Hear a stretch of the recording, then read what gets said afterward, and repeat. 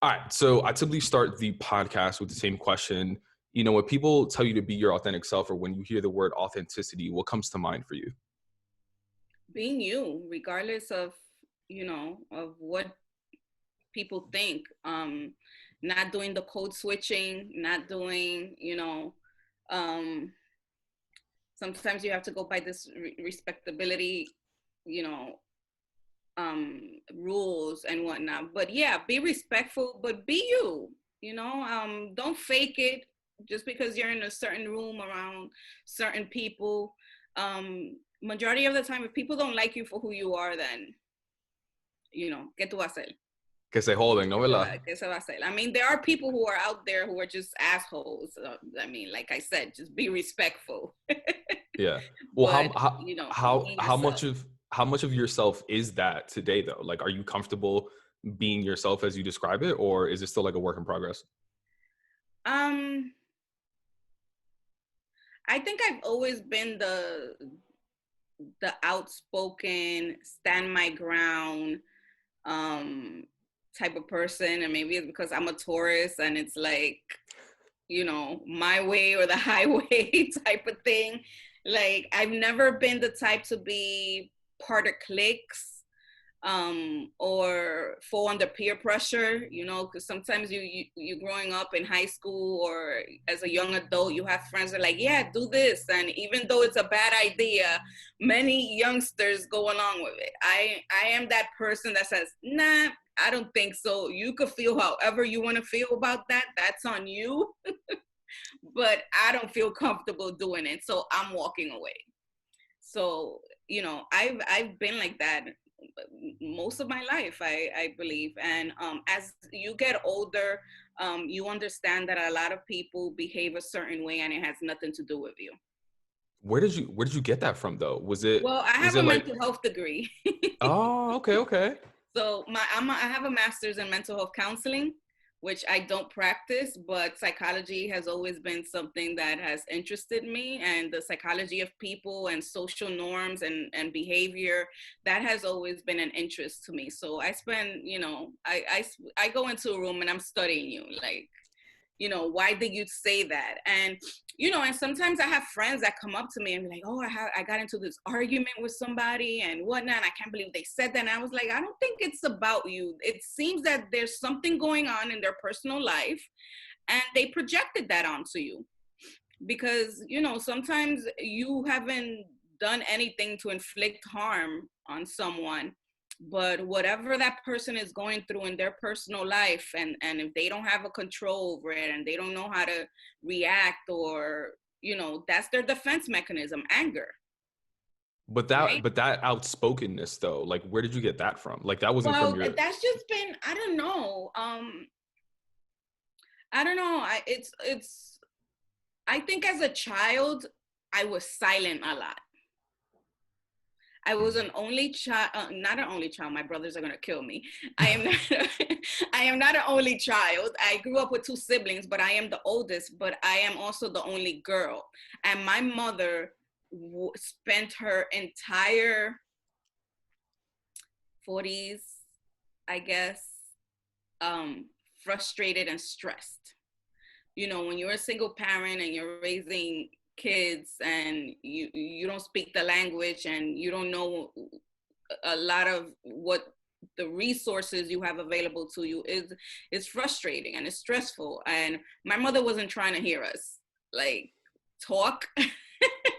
I remember that I used to talk a lot when I was a kid, and she was like, "Tú tienes que callarte, tú hablas mucho," and it wasn't like, what are you feeling? Those type of conversation, what's going on with you? Those conversations never happened in my house.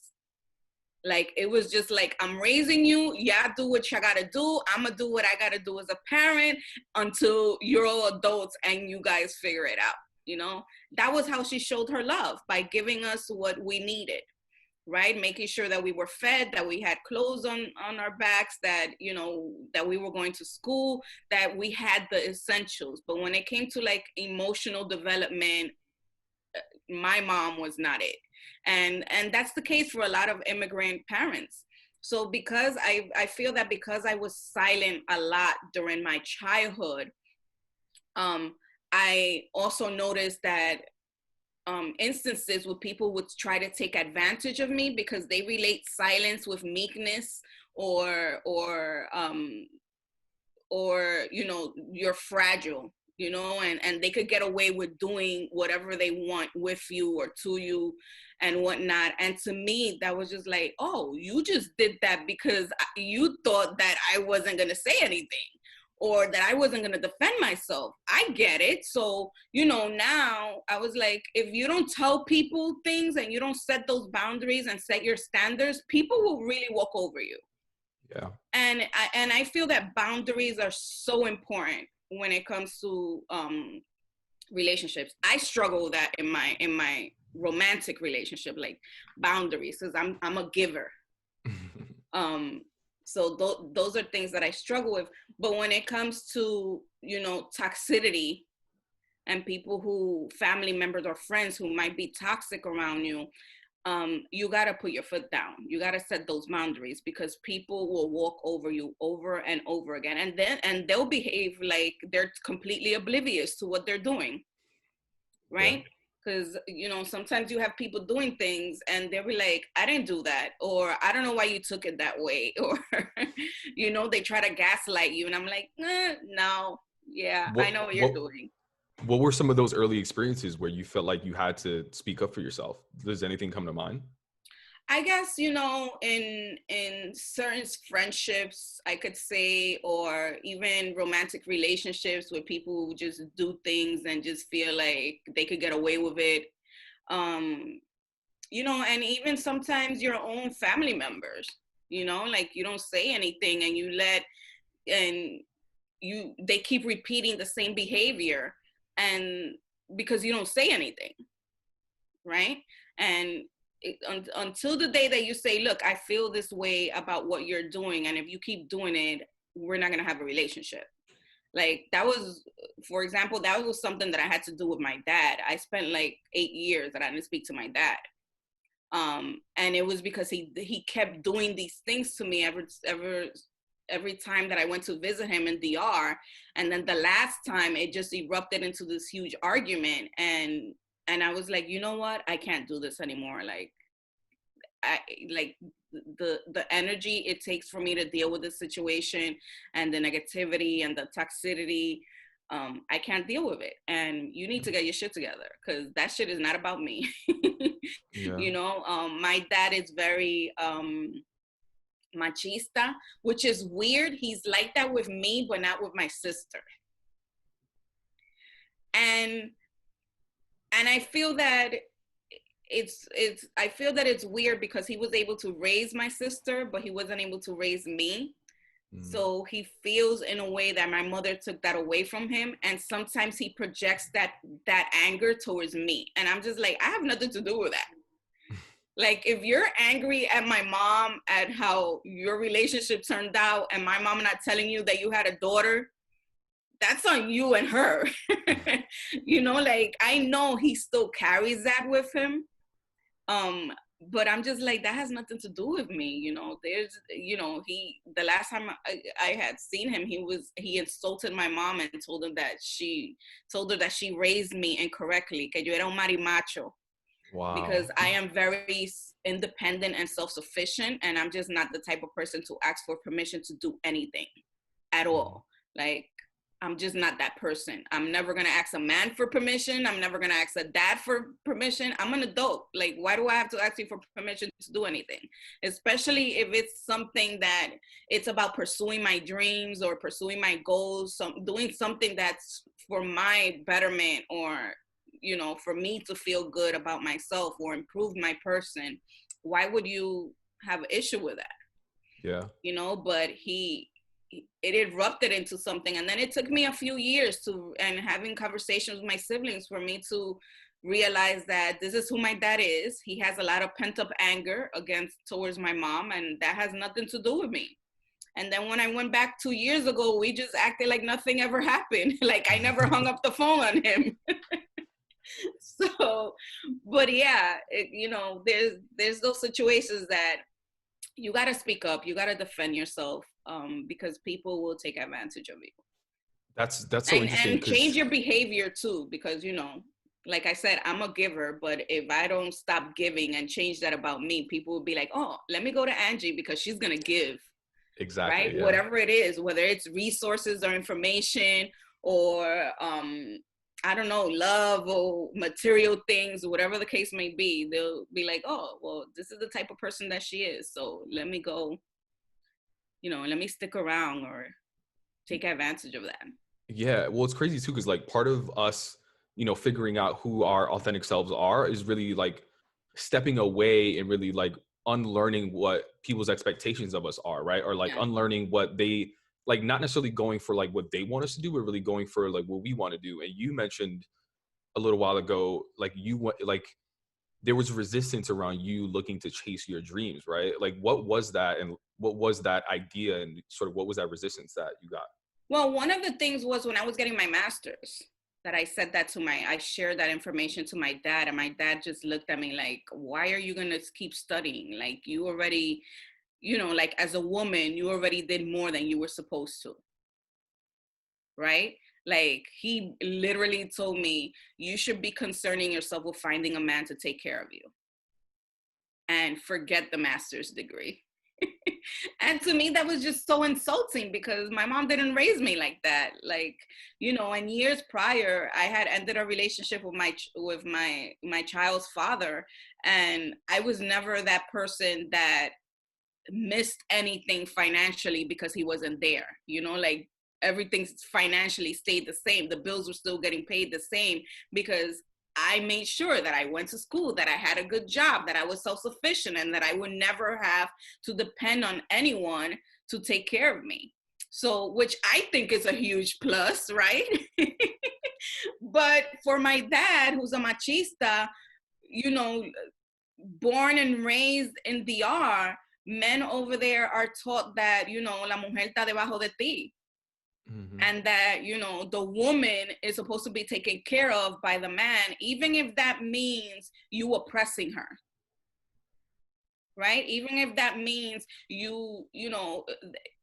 they get women pregnant, we're also responsible for getting pregnant because it's a two-way thing, right? But if you're uneducated and you don't have sexual education, you have no idea how to take care of your sexual health, right? But in DR, you have men that, pursue women and they don't want them to work. They just want him to be home, take care of the kids, take care of the home, cater to them, right? And then they could go out there and do whatever they please. And if that relationship ever ends, what happens to the woman? How is she going to support those kids? Right? She has no education because you told her not to go to school because I got you. Right? She doesn't have a job because you said, I got you. Mm-hmm. So what happens then? And to me, that was something that my mother always, and that I learned by living with my mom. And even growing up, I saw that my mom was very self-sufficient. My stepfather left when I was 12, and my mother was like, I'm going to do what I got to do to, take care of my kids.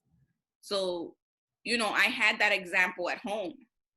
It couldn't have been any other different. And I always felt that because I was like, yo, my stepfather left and my mother had to bust her ass to raise kids. I don't want to be that person. Right? I don't want to be like, my mother went to high school only and she didn't speak English. So to me, it was just like, I need to learn as much as possible and be aware of what my resources and tools are and educate myself. So if I ever have a child, my child is never going to have to experience the things that we had to experience as kids. Yeah. And through all of that, right, like there are probably like so many cultural references of you growing up, right? You're Dominican. I get that. I hear that. I am as well. But then there's like there are things that I'm sure like you were very proud of being Dominican, but then there's also this like machismo culture that is like part of the culture as well. Like, what was your relationship like with just like your Latinidad and being Dominican, growing up in New York? Like, was there any shame of it? Were you always proud of it? Just like, what was that dynamic like? You know what? When you grow up in Washington Heights with a bunch of Dominicans, you're not really thinking about it. Right? You're not, because everyone looks like you. right? Your entire neighborhood are mostly Dominicans. I mean, now you walk in, I still live in the Heights, but now you walk around and you see that certain areas are getting gentrified. So it's a little bit different. But growing up, everyone was Latino. So you're not really thinking about, you know, I guess to me, when it really hit me that I was Latino and people looked at me differently or below them was when I was in high school. Because when I was in high school, my school inherited the Stuyvesant building, the old Stuyvesant school building, which is on 15th and First Avenue. And the building had asbestos. So we ended up spending about 6 weeks at the new Stuyvesant building. And that's when we noticed what privilege was. What was that like? High school students had a multi-million-dollar building with every amenity and every type of resources that they could ever need in their entire life. I believe they had a swimming pool, they had a huge auditorium, they had like 3 types of cafeteria, like kosher food, vegetarian, and regular food. They had escalators that would take you from like the 3rd floor to like the 6th floor. It was just like, it's ridiculous, the type of school building that they have. And to me, I was just like, oh, I'm from the hood. You know, because you're like, yo, my lockers don't even open. You know, like, we get this crappy lunch from school, but y'all get chefs? What? We don't got that. You know, and most of the kids that go to Stuyvesant are white or Asian. Right? So they don't look like me. There's a very small percentage that looks like me. So, you know, it was then that I noticed that I was like, oh, okay, yo soy Latina, and this is, you know, I guess society doesn't feel that people that look like me and speak like me deserve, you know, what these students are getting, even if I'm as much of a student as they are, right? Even if I have the same grades as they are, they're still looking at me like, you know. And then you have colleges that open like the equal opportunity program so people like me can get in, and I'm just like, why not just let me in without a program? How about that? You know, how about that? Why I gotta apply to a program? Do you have the white people apply to a program for equal opportunity? Yeah. No, they automatically get in. But if you're, you know, if you're a POC, it's just like, yeah, here's these programs specifically for you so you could get the help you need to go to college. Mm-hmm. Yeah, it's crazy because like New York is such an interesting place where you can have that one high school that is like not funded at all, and then down the street you could have this school that people are paying like $50,000 a year to get into. It like college prices. It's crazy. Yeah. And like I live in Riverdale right now, and by here is I don't know, you know, Oh Horace, yeah, I'm very familiar with Riverdale. you know, Horace Mann. It looks like a college campus Yeah. up there. Mm-hmm. Yeah. It's crazy. Meanwhile, you have schools in the Horace city. Mann, I forget. Damn, I used to know what their tuition was, but it is like $50,000 a year. Yeah, it's crazy. Meanwhile, you have people in the city that don't even have textbooks. Yep. But it's because the parents fund the school, right? But why can't other schools figure out some sort of mechanism to do the same? I mean, my son's middle school kind of works like that. Our teacher his principal is like un joseador, like he gets that money. Yeah, a lot of fundraising. He does a lot of fundraising. He does a lot of negotiations and stuff with politicians and whatnot. And like, you're gonna get me the money I need for this school. Yeah. And you know, his school is like on Tremont, so you know, it's not the greatest area. It's like 2 blocks from Bronx Community College. So if you know that area, that's not like the best area. So he still has a lot of funding for the school, which is wonderful. And one of the things that I liked when I found out that this was the principal, because I was like, okay, he really does care about the student population.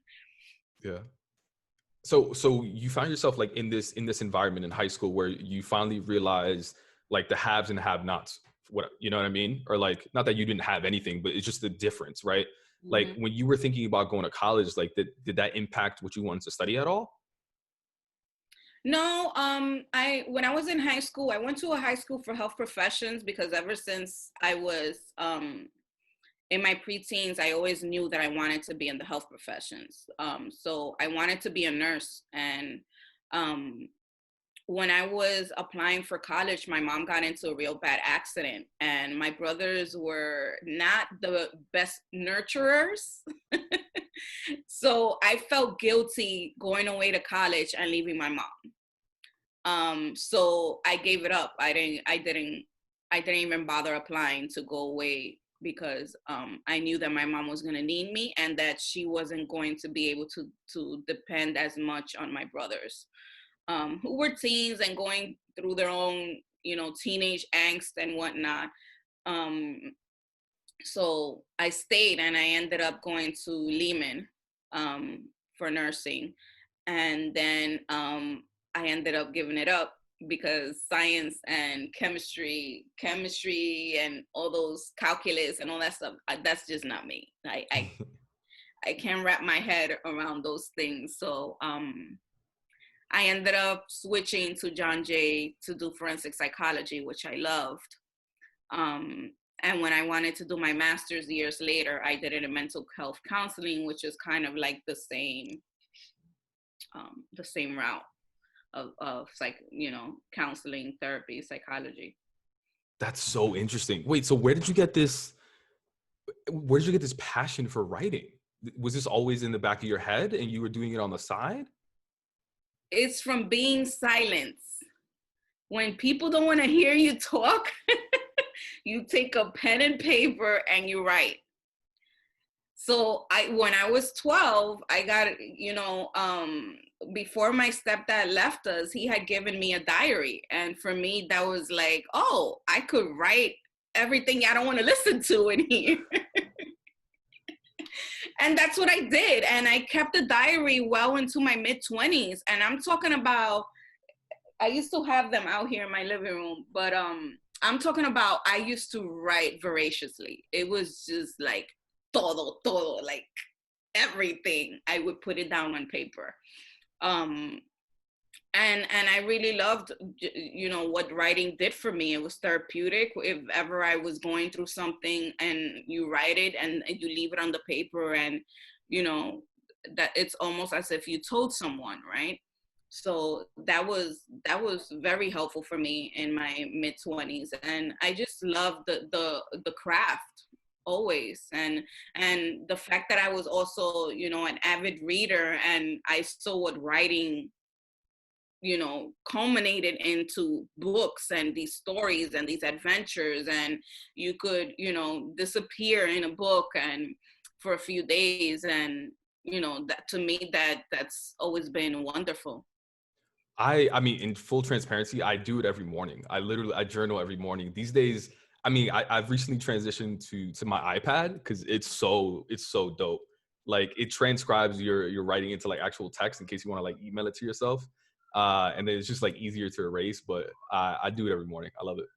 Yeah, I recommend that to people whenever. I don't do it anymore. I don't write anymore.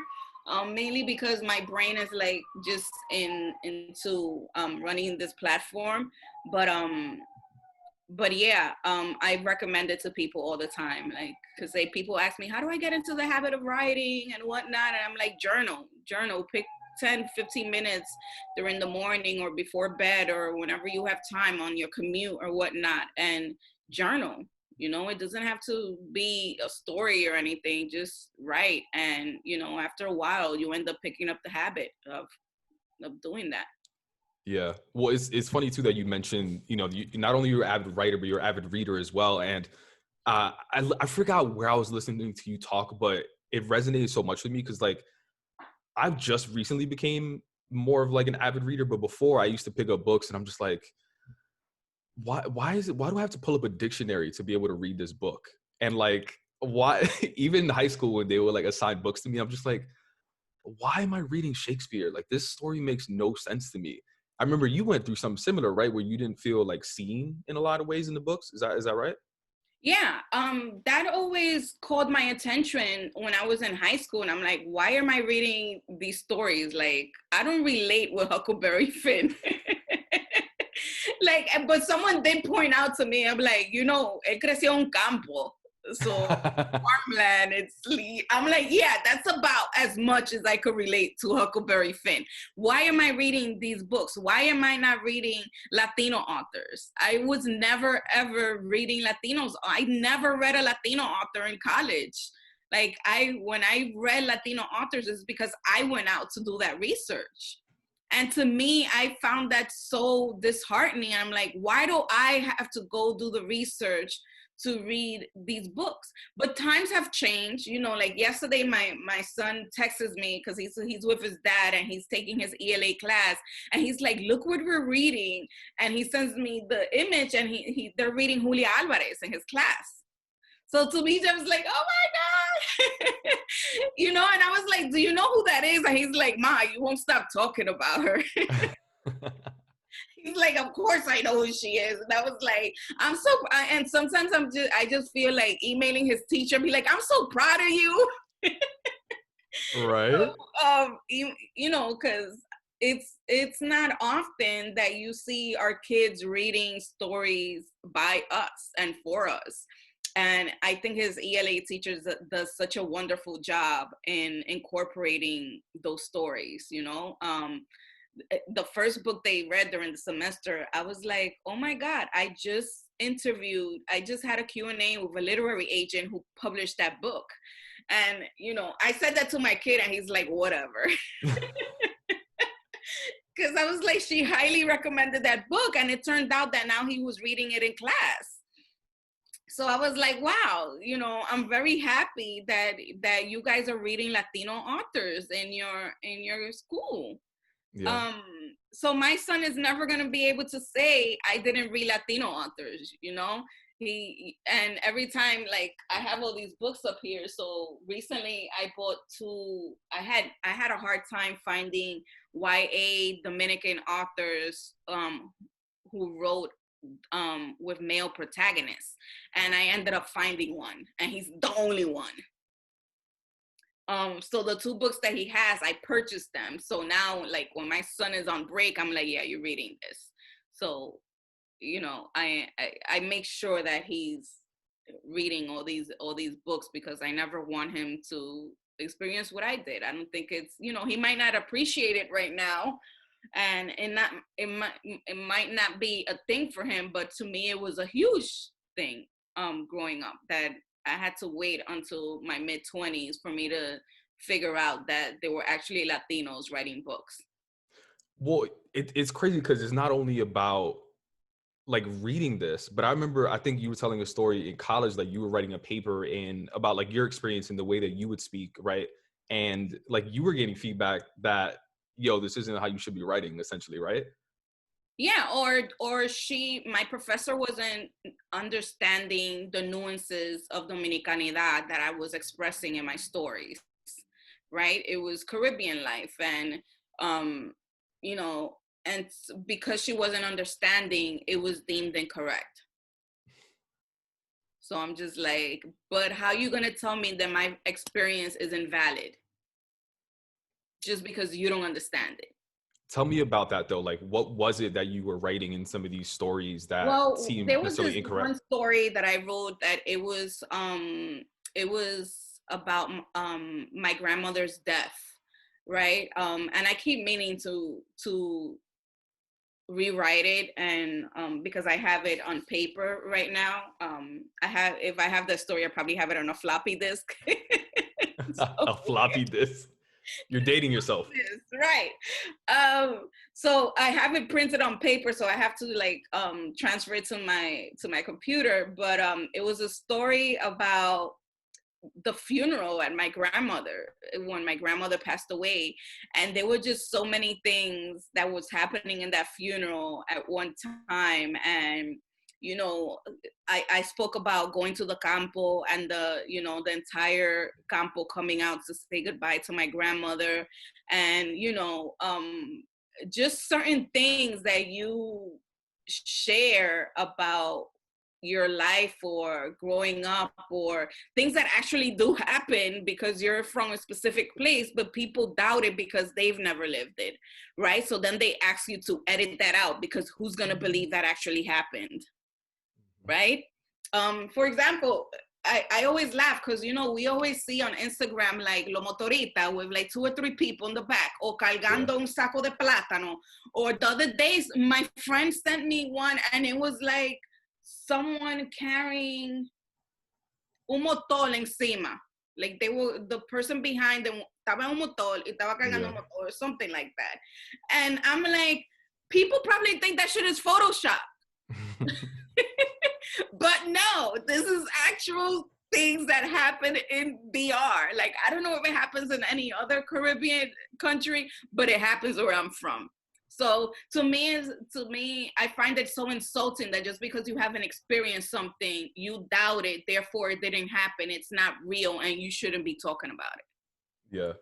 Well, Right? it's funny. It's funny. Yeah, no, 100%. I agree. And, you know, a lot of what I'm trying to do is really like redefine what professionalism looks like in different fields. And I mean, for me, like, I remember the first time I read a book by Junot Diaz, and I saw the word like yo in a book. And I was just like, you can be a writer and write stuff like this. Yeah. Or, I mean, it wasn't even just yo, but it was like a bunch of slang. But, you know, the way that, you know, he did it in a creative way where it just But like, that was his authentic voice. Exactly. But what you're And that's doing, actually how he speaks in person. So to me it's like, oh, so that's incorrect.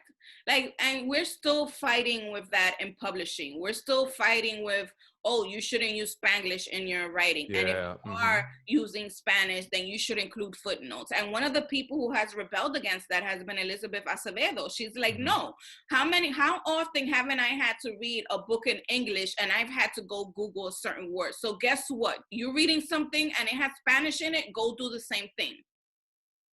I'm not going to put footnotes down there to make life easier for you. You don't put footnotes when I'm reading your book, right? So why I gotta do it when I'm speaking my native language? Yeah, and that takes a lot of just confidence to be able to say that. Like, shout out to her. But then you're fighting with editors and you're fighting with people in the publishing industry who are telling you, no, you have to do it this way. Why? Because the majority of the market and people who are buying those books are white people, and we need to appease the white people and the white gays because they're the ones reading your book. Is that a huge challenge, like, for you, like running Dominican Writers Association? Is that like one of the big challenges for you as far as like motivating people and telling people like it's okay to be who you are in the writing that you do? We have a lot of conversations about that, but I don't think that I have bumped into, you know, a lot of the writers that we cater to are writers that self-publish. So they're going to write how they speak. They're going to write with their own voice. But it's when you get into the publishing industry that it becomes an issue. Because they have invested, you know, thousands and thousands of dollars on you, and they want to make sure that your book comes out a certain way and that they get their investment back. And sometimes that means you sacrificing certain, you know, aspects of your story. And even if that means you sacrificing your voice sometimes or changing so many things, you know, I have an author that it was translating a book for someone, and she's like, you know, I'm just so tired of having to fight to, you know, with translation into Spanish, because these people feel that Spanish is a universal language, that you speak Spanish in DR the same way you speak Spanish in Bolivia or Uruguay or Venezuela or, you know, in Colombia. It's not. It's not universal. So, you know, it's a pain in the ass when you got to work with people who just don't get it, who just don't understand. That's so interesting. All right, so for me, yesterday, like, I was having a conversation with another author, and she's like, you know, isn't it funny that our stories are valid when we write in English, but not when we write in Spanish? And then when we do publish in English, they ask us to translate it to Spanish. Wait, why did they say it's not valid when you write it in Spanish? So here's the thing. I've come across a lot of Spanish writing authors who are award winners, and they have a very difficult time finding a literary agent. And without a literary agent, a publishing house won't publish you. Right? Okay. So to me, it's mind-boggling that these award-winning authors cannot get a literary agent to represent them in their Spanish writing. They have to write in English to get a literary agent. And is that because these publishing houses, they just don't see like a Spanish speaking audience as being large enough to sell to? Is that why? Exactly. It's funny because they do is they have you publish in English first, and then they'll get a translator to translate your book into Spanish, but that book is going to be published in smaller quantities. And most of the time they're not even published in the US. They let small presses outside of the US purchase the rights to translate that book. Interesting. And even if they do translate in Spanish, it's not going to be the author's Spanish. No. Right? The author For example, has nothing to do with the translation. Wow, I didn't know that. Yeah. So we have a few authors that most of the time they send their books to Mexico or to Spain, who buy the rights, and then when you read the book in Spanish, you're like, okay, so. Because as Dominicans, for example, like I want any book that's written by a Dominican to retain its Dominicanidad. I want to be able to still relate to the book if it's translated to Spanish, but that doesn't happen very often. Like most often, rights of these books are sold to countries and they're translated in that country and that's it. So I'm like, oh, well, I'm pretty sure that the Castilian market is enjoying that book, but I'm not, or the Mexican market or whatever is enjoying the translations, but I'm not. So to me, it's very important to find sort of like a cohort of Dominican translators so that we could make publishers aware that they are out there available. And these are the people that you should be hiring to translate your Dominican books. Wow. I mean, it's just so different for me because I'm not in that creative space. I've been in marketing my whole life and just like in technology spaces. So it like the way that I code switch or have code switch is so different than like, or like the ways that I suppress my identity is just so different than like the way that a writer is forced to suppress his or her identity in many ways. And so let's say I am a writer, I write this wonderful book and I want to stay authentic to my writing style, my Spanglish, all those things. Is the best and easiest route, well, not the easiest route, but do most people just end up going the self-publishing route so that they don't give up that creative control? Yeah. And that's obviously a lot more difficult to get recognized, to get found, to get wow. Yeah. That's exactly it. Wow. Exactly what they do. The publishing industry is not too supportive of Latinos in publishing and in the way, one book that I would highly recommend to you if you want to learn a little bit more is Borderlands by Gloria Anzaldúa. She speaks a lot about us retaining our language and authenticity when we write. And just in the arts in general, and the challenges we face. I mean, she wrote this book many, many years ago, but we're still dealing with the same issues in publishing. Yeah, 100%. And it's wild too, because you do all of this work with Dominican Writers Association and people think this is your full-time job, but you actually have a full-time job. Yeah, I do. I have a full-time job. I have a 9 to 5.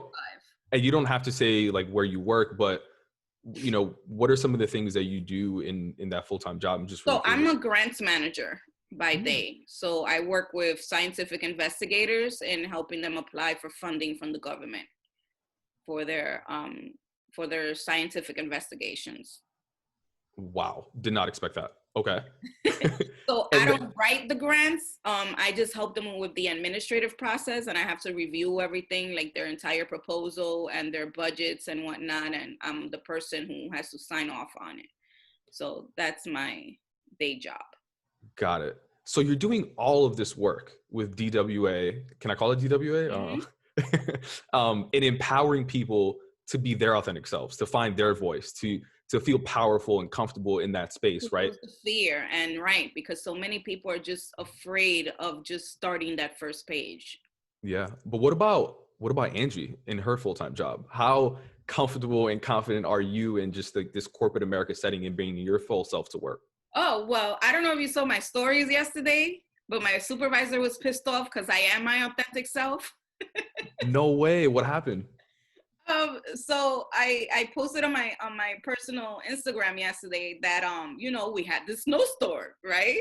And I texted my boss and her boss, right? And let me see what it was. And I said to her, "Good morning. I will not be in the office today." Because we rotate and I go into the office twice a week and the rest of the days I'm working from home. And yesterday I was supposed to go in, but this snowstorm fell off. And I said, "Good morning. I will not be going in today." And she called me and she's like, "What do you mean you're not coming in today?" I was like, "We're in the middle of a snowstorm. I don't even have transportation around me. And you want me to go in to screen people and buzz them into the building? Nah, it's not happening." So she was just like, your tone, when you sent that text messages, but at least you said you're sorry. And I'm just like, I'm like, oh, she wanted me to ask her for permission. That's what it was. She wanted me to say, "Are you okay with me not going into work? Are you going to be okay with finding staff to cover me or whatnot?" That's not my problem. You're the manager. I'm not going in. I'm not risking my safety walking 10 freaking blocks to find a bus near me, to cross a bridge, to get to the building, to help people and buzz them in, because that's the reason why we're rotating is because they're staff that forget their ID and they want somebody in the office to buzz them in. Yeah. Ain't nobody got time for that. Find somebody else. So, and I'm always like that. And I get called out for like every time I go through an evaluation with my supervisor or, because I put my foot down, I'm like, and I tell, this is not part of my job responsibilities. Like if you're overwhelmed, I understand that. I'm more than willing to help you. But the way you try to impose certain things on me without asking my opinion, I have an issue with that, because this was not part of the hiring process. Yeah. Nowhere was this on the job posting that I have to do this. And so often like the behavior that we put out there, like other people put out there, but they don't get labeled as these things, right? Like to your point, like you got called out for your tone. Like what? In a text message? I always get called out for my tone all the time. And I guess it's because I don't sugarcoat anything. And I am very straightforward. And I'm just like, wait a minute, wasn't I sending this message to 2 adults? Why do I have to tell you, "Hey, are you going to be okay?" And whatever. And then the funny thing is that the boss doesn't care. Mm-hmm. All she says is just close the office. She didn't come in. She herself said, "I'm not coming in because there's a snowstorm." But you want me to come in? Right? Yeah. So those things are just like mind-boggling to me. And then she's a Black woman. Right? But I think that she's dealing a lot with being authentic. She's trying to figure out how to appease her boss and keep her job. And then she projects whatever she's going through onto me. Like even yesterday, I keep an email list for the investigators that I work with, right? And she's like asking me, oh, maybe you should also start keeping a list of everyone that has a lab space here. And I'm like, what that got to do with me?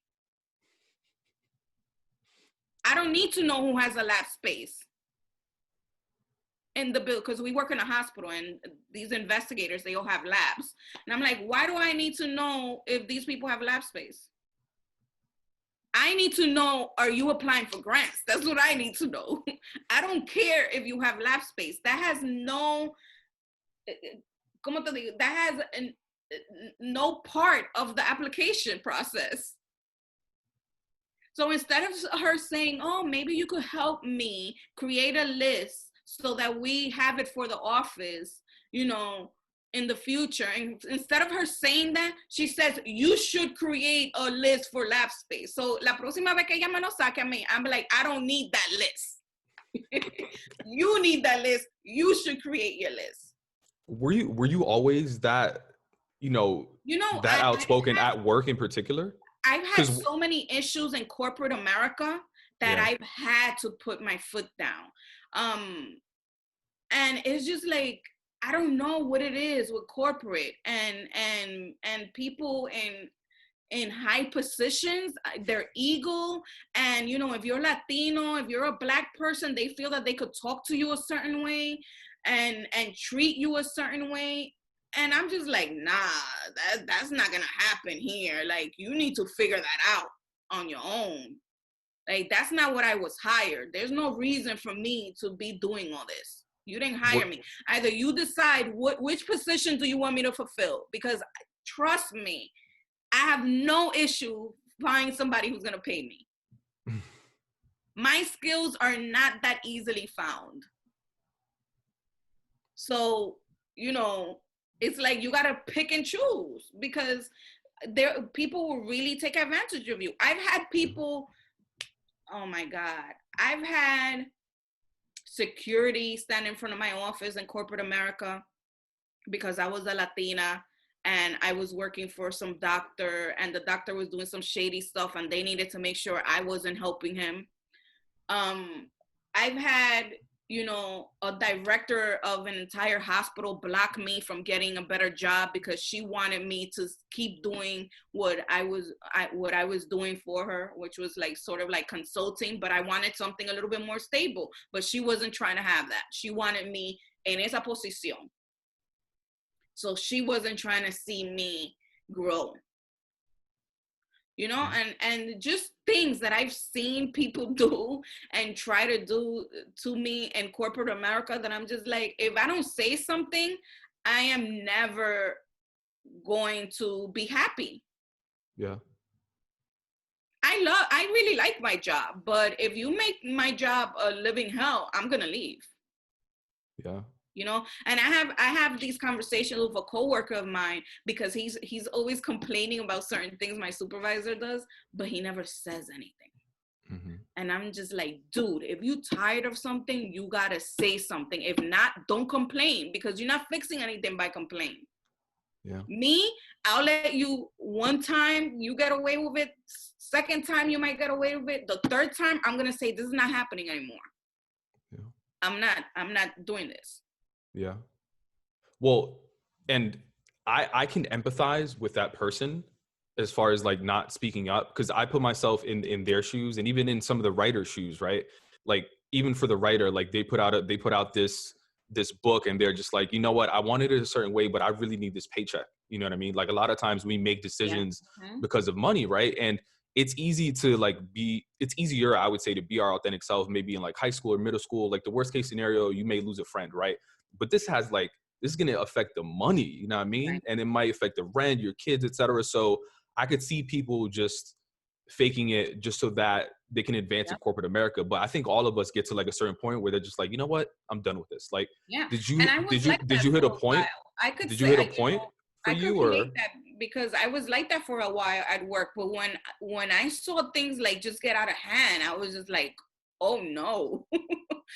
Oh no, like, this is not good. And then when you have certain situations affect your mental health, right, and your emotional health, then you got to pull out.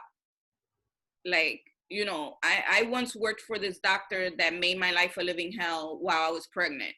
And when I was due back from maternity leave, I quit.